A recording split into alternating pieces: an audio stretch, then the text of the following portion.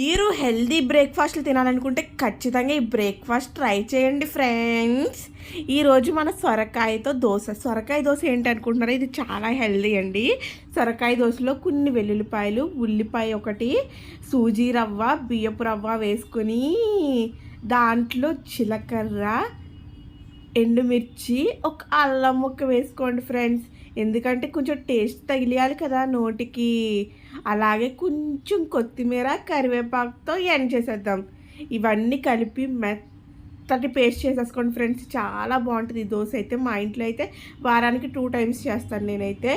దోశ పిండి అయితే రెడీ అయిపోయింది. అబ్బా, ఆ దోశ పిండి చూస్తేనే చాలా బాగుంది కదా. దీన్ని ఇంకా దోశ పెనం మీద దోశల్లా వేసేసుకుందాం. నేనైతే ఊతప్పల్లా వేస్తున్నాను ఫ్రెండ్స్, ఎందుకంటే మా ఇంట్లో ఇలా తింటాము. ఫైనల్ అవుట్పుట్ అయితే యమ్మీ టేస్టీగా ఉంది కదా. దీన్ని కర్డ్తో తింటే యమ్మీగా ఉంటుంది. Please subscribe my YouTube.